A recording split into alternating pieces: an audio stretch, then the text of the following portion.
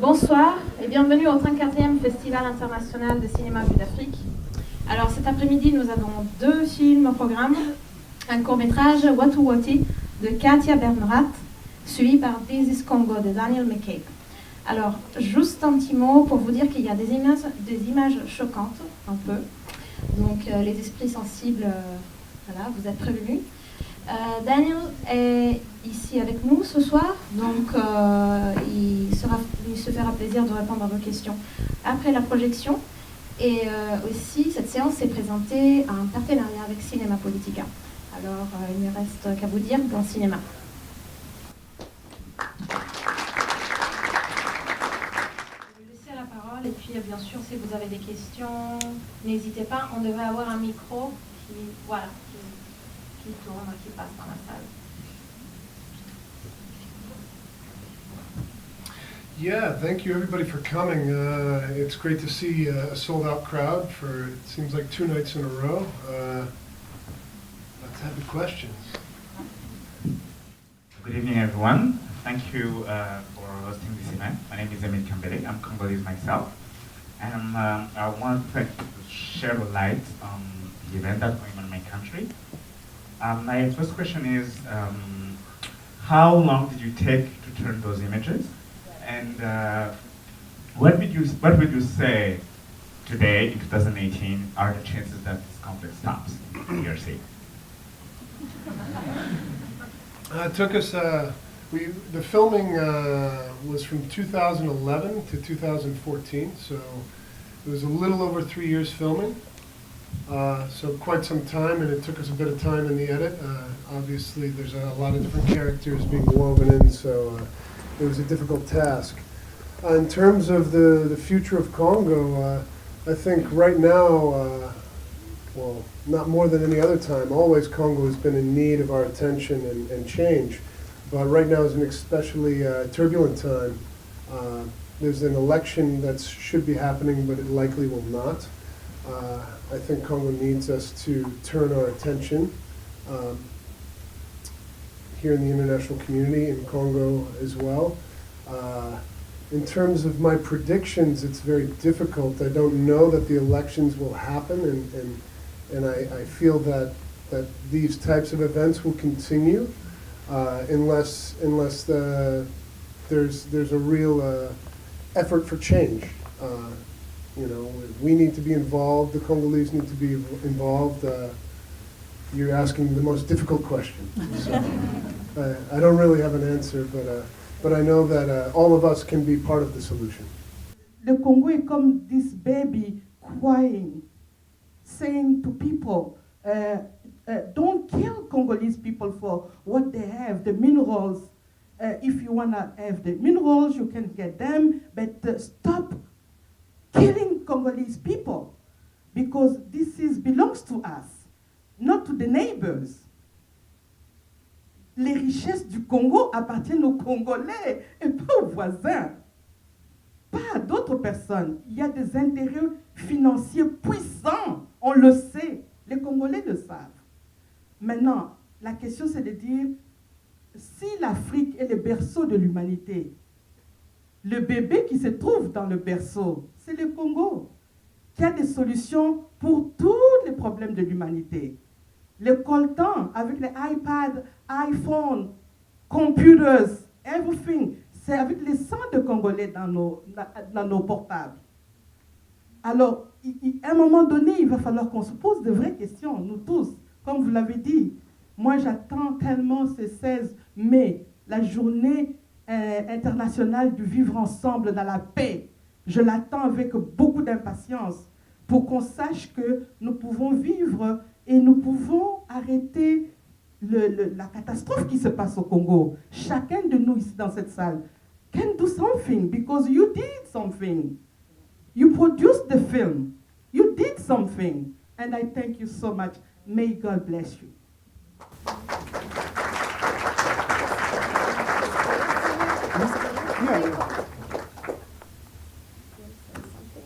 If you have a comment about that.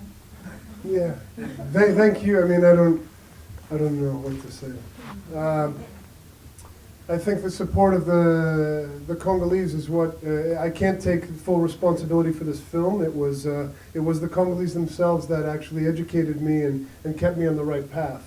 Without my relationships with the Congolese in the field, I never would have been able to even understand the magnitude of the issues in the Congo, and certainly not been able to produce such a document. So it's the thank you is for the Congolese themselves. Je disais que c'est les Congolais qui m'ont aidé à développer, à mettre en place, à avoir une meilleure compréhension de la situation. Il y a une question là-bas, après il y a une question ici, et on va donner après le micro aux personnes au moins levées. I wanted to say thank you for mentioning especially the role of Rwanda and Uganda in this conflict, because it's very rarely mentioned in films and in media. Yes. So I was saying thank you for mentioning the role of Rwanda and Uganda in this issue, because it's very rarely, well, it's not talked about as much as it should. I wanted to know a little bit more about your process, like how you said it was from 2011 to 2014. How much time did you spend there? What inspired you to make the film? And what was your relationship like with the characters? And how did you meet them? How did you develop those relationships? And second, has this film been seen in Eastern Congo? Because I imagine that there would be quite interesting reactions, especially to the story of Mamadou Nana.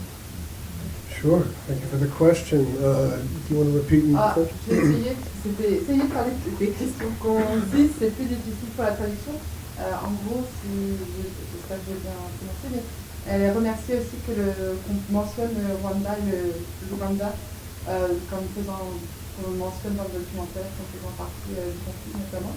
Et elle voulait savoir notamment comment tu avais procédé en fait pour faire ce film-là, et également quel avait été ton rapport notamment avec les personnes que tu as rencontrées pour faire le film.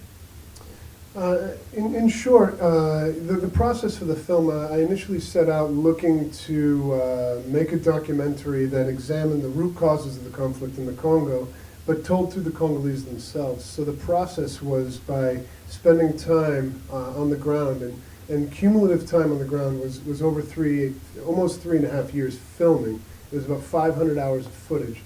So it was quite a process filming, and it was a bit of a shotgun spray into the Kivu region. So I had embedded with several different armed groups and gone to different mining sites and spoken to different political figures to try and find these threads, but I think more accurately to maybe put myself into a position where these characters could have found me. I think often my naivety in being in a country that's not my own, coming from a completely other part of the world, kind of helped me a bit in the sense that knowing that what I didn't know really allowed me to be quiet and let the stories come to me, let the characters tell me what their issues were, and as I mentioned earlier, let the Congolese kind of educate me. So in brief, meeting these characters, they found me, while I was in an IDP camp looking for a rape victim or a child or some victim of war. It was this diligent tailor that was just hit the ground, and on his first day he was setting up camp and making surviving. This is what kind of pulled me in. With Mama Romance, I'm looking for a smuggler, some big, bad, nefarious, evil man, but it was this big, fat, loving woman that you just melt in her arms that pulled me in. And with Mamadou, I think his character speaks for itself. He's an incredibly charismatic guy, so much so that he was perhaps blinded by that. So the process was slow, and I think that was the secret ingredient. It was just taking time and letting things naturally accumulate. Alors, Yeah, right? bon, j'ai essayé de... Yes. Un little bit comme ça. Yeah. Donc ça a pris à peu près 3 ans et demi avec 500 heures, si je ne me trompe pas, de rush et tout ça que tu as eu. Et que c'est sûr que le processus est beaucoup fait au contact des personnes, que c'est parfois les personnes elles-mêmes qui venaient vers toi raconter leur histoire. Et par rapport au personnage aussi, c'est ça, c'est une personne qui a beaucoup de charisme aussi, et que il a donné beaucoup de sa personne, et aussi ça t'a permis aussi, le fait que tu sois quelqu'un d'étranger, ça t'a permis aussi d'aborder... Excusez-moi. Donc je disais, c'est ça qu'il mentionnait aussi, que le fait que tu sois étranger au pays... oui. Non, je parle au micro, on va une seconde. Alors c'est ça que je mentionnais, c'est ça que tu disais que par rapport au fait que... j'ai perdu ce que je voulais dire.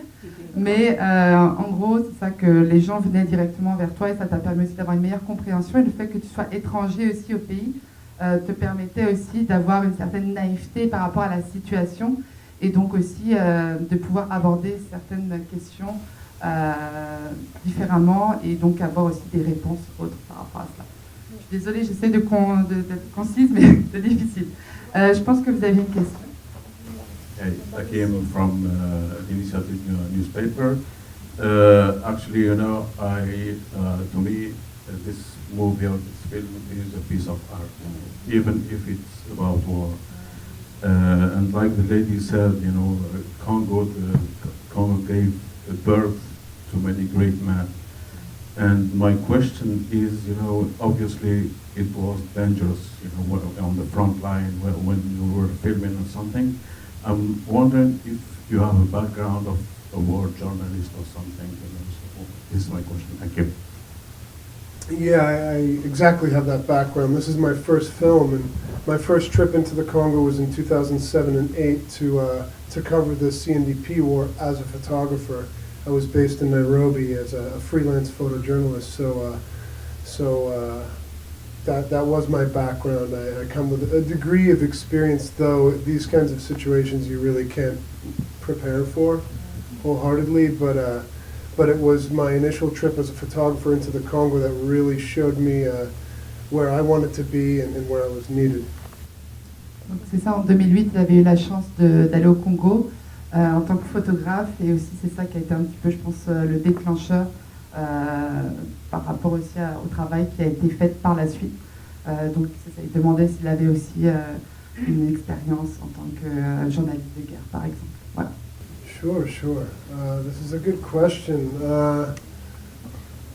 I would have loved to include everything, all of these issues, and there are so many issues that aren't included in this film. What you're describing, also namely sexual violence, we glance on it. The reasons why it wasn't included in the film is we also need to remember that while these resources are very easy to point our fingers at that's the problem, I think we also need to recognize that that's the solution. This is the wealth of Congo, and if properly managed, this will provide the solution. This will provide all the infrastructure and the tools that the country needs to rebuild itself. So we need to keep an open mind when we're thinking of these things. Yeah, the access is insanely difficult, especially to the National Army.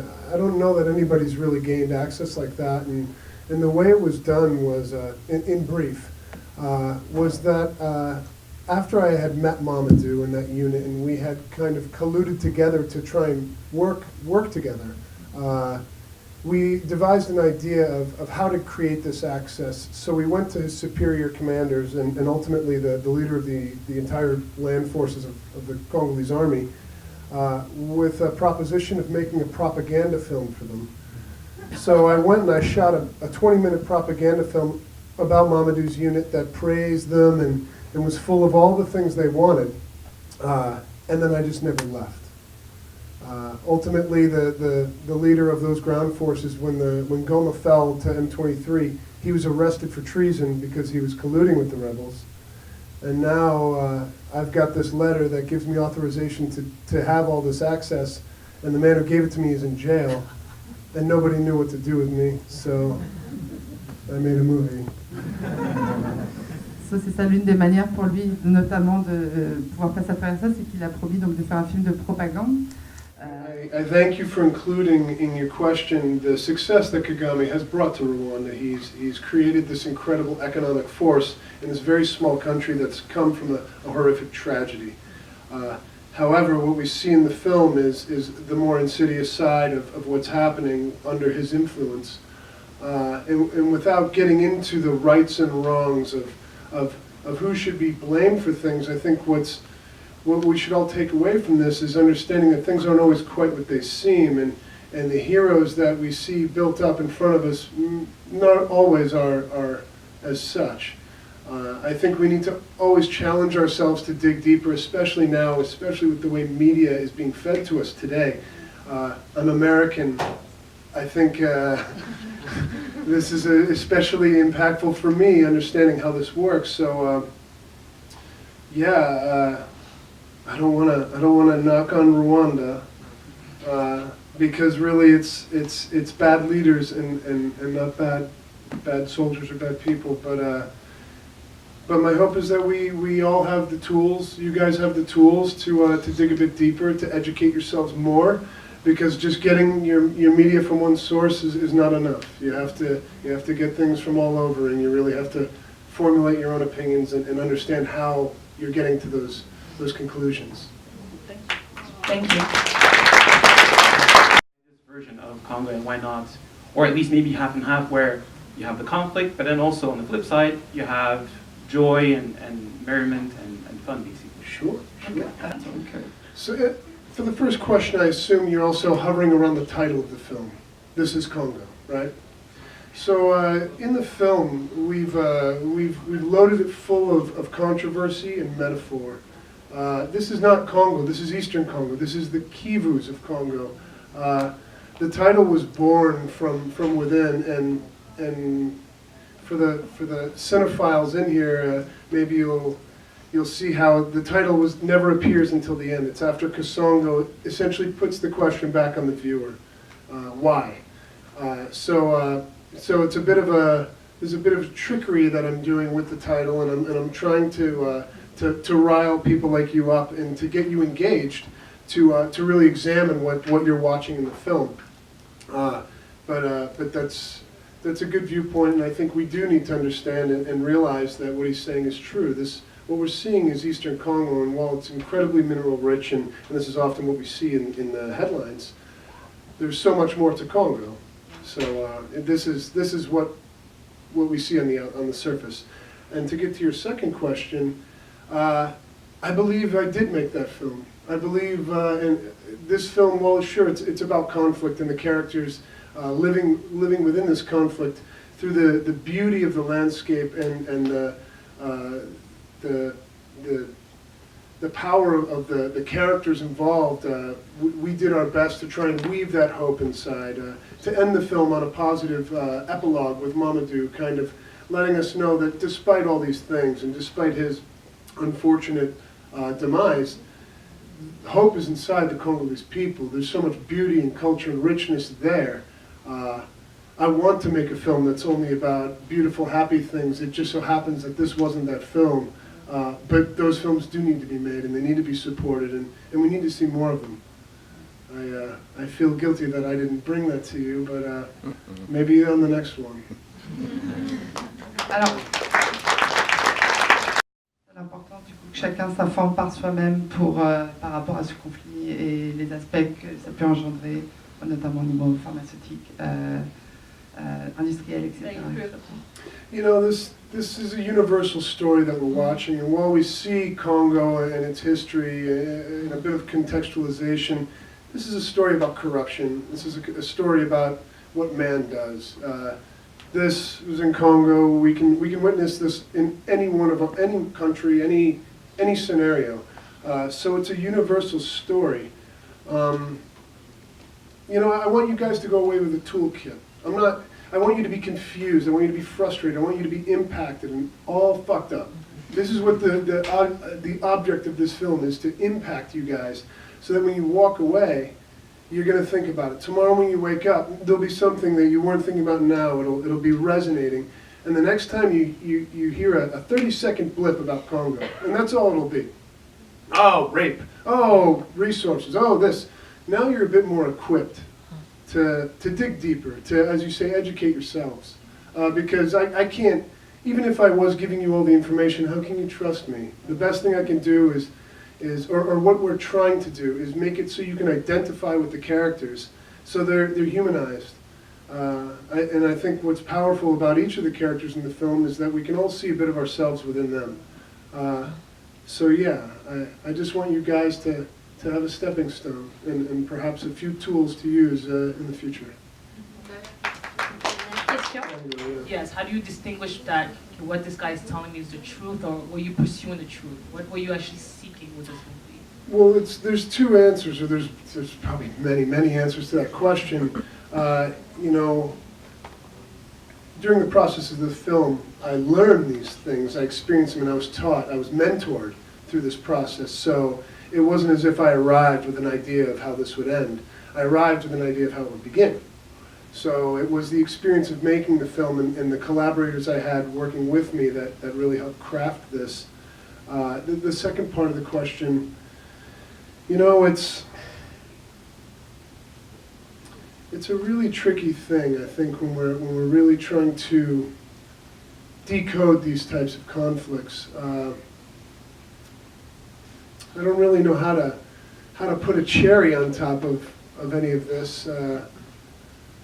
I think my own experiences influenced me, and I think it influenced me to the point where I knew that I needed to incorporate other people. So in the process of making this film, we had many screenings with Congolese themselves, experts from all sides.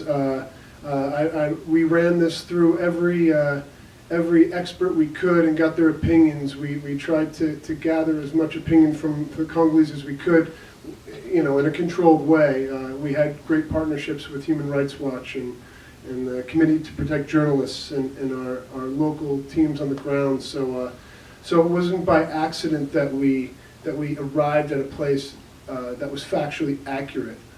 Kasongo, everything he says is accurate, and it's because he's educated. However, it was filtered through these experts. So we were very careful to make sure the information we were delivering was absolutely accurate in every way. However, we baked it inside of a narrator you couldn't trust. Is Kasongo real? Is he lying to you? We don't know. Il va être là avec nous toute la soirée. Au deuxième étage, il y a aussi une soirée marocaine, donc un concert qui va commencer. Oui, ne partez pas. Voilà, merci.